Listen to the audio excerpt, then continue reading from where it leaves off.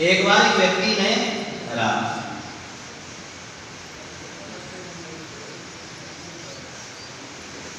एक महात्मा जी के पास जाकर के पूछा,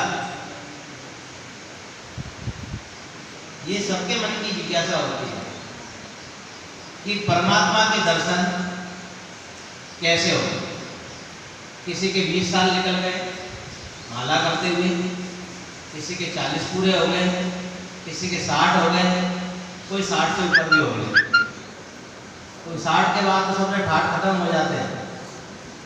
जितने ठाठ हैं ना वो 60 तक ही हैं, उसके बाद ठाठ क्योंकि शरीर काम नहीं करेगा, ठाठ खत्म, फिर तो ठाठ ही ठाठ है।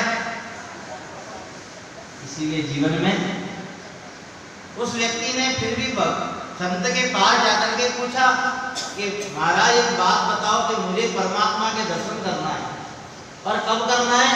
मेरे ठाठ खत्म होने से पहले। तो ठाठ पे तो राम राम ही करना है, उसके बाद और कुछ नहीं करना है। और राम के अलावा उसके अंदर हाय राम भी लग जाता है।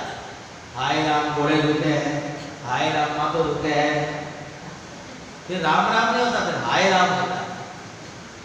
इसीलिए जितना करना है वो सब कुछ 60 से पहले ही करना है। तो उस व्यक्ति ने कहा, देखो भैया, महाराज बोले तो देखो भैया एक काम करो, अपन भगवान के पास जाकर डायरेक्ट पूछते हैं कि भगवान बोलेंगे हाँ, कि भगवान उसी के सामने बोलते हैं।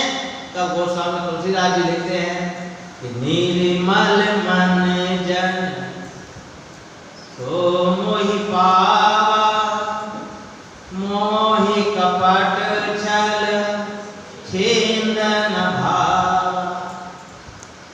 कभी कभार आप लोग भगवान के पास जाते हो तो कभी कभी ऐसी आभा होती है कि आज भगवान कुछ कहना चाह रहे हैं क्या। जिस दिन हमारा मन निर्मल हो जाएगा ना, उस दिन ऐसी आभा हमारे को मन अंतरात्मा ऐसा हमारे को स्पर्श कराएगी कि आज भगवान हमसे कुछ कहना चाह रहे हैं। नहीं तो हमारा किसी व्यक्ति के पास जाओ और हमारा मन सही नहीं होगा, उस व्यक्ति को भी हम अच्छे नहीं लगते, तो फिर परमात्मा को हम कैसे अच्छे लग जाएंगे। इसलिए परमात्मा को अच्छा लगे मनुष्य, तो उसके लिए हमें हमारा मन पवित्र करना पड़ेगा। और चातुर्मास मन को ही पवित्र करने के लिए होता है। भजन से, साधना से, आस्था से, ध्यान से, सुमरन से, सत्संग से, ये सभी प्रकार के सावन इस मन को निर्मल करते हैं। तब जाकर के कहीं जीव परमात्मा के पास पहुंच पाता है। भगवान के पास हम क्या लेकर के जाएंगे? हमारे पास है क्या? इसीलिए कथाकार कहते हैं कि नमस्कार भगवान तुम्हें, भक्तों का बारंबार हो। नमस्कार। उस व्यक्ति ने संत की बात सुनकर के और भगवान के पास गया, भगवान के पास जाकर के क्या किया? नमस्कार किया। नमस्कार कैसे करते हैं? तो स्वामी श्री रामचंद्र जी महाराज अपनी अनुभववाणी में वर्णन करते हैं। क्योंकि हमें हमारी सनातन धर्म की पद्धति जब तक प्राप्त नहीं होगी, हम सीखेंगे नहीं, तब तक हमें परमात्मा से प्रीत नहीं होगी। तब गुरु महाराज ने लिखा है कि शीश धरो गुरु चरण तल, जिन दिया नाम तत्सार, राम चरण अवरैन दिन सुमिरे बारंबार। राम चरण अवरैन दिन सुमिरे बारंबार। शीश धरो गुरु चरण तल, माने तलेटी में,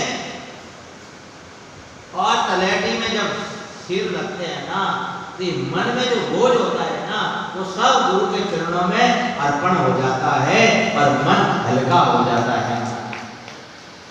हल्के हो जाओगे ना तो परमात्मा तक सफर कर पाओगे, और बोझ अगर रखे रहोगे तो परमात्मा का सफर नहीं हो पाएगा।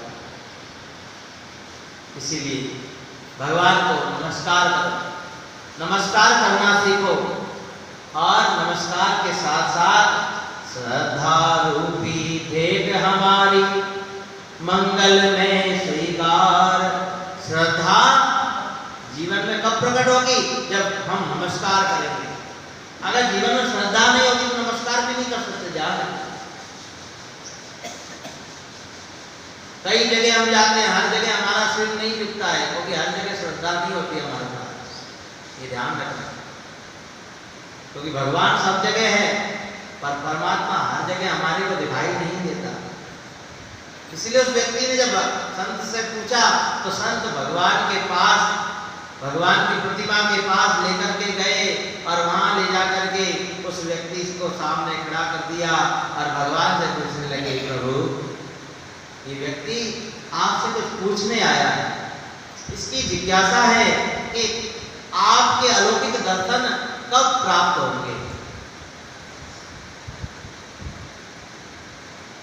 तब संत की वाणी में परमात्मा बोले कि हे मनुष्य, मेरे अलौकिक दर्शन जीवन में तभी प्राप्त होते हैं जब मन पवित्र हो जाता है।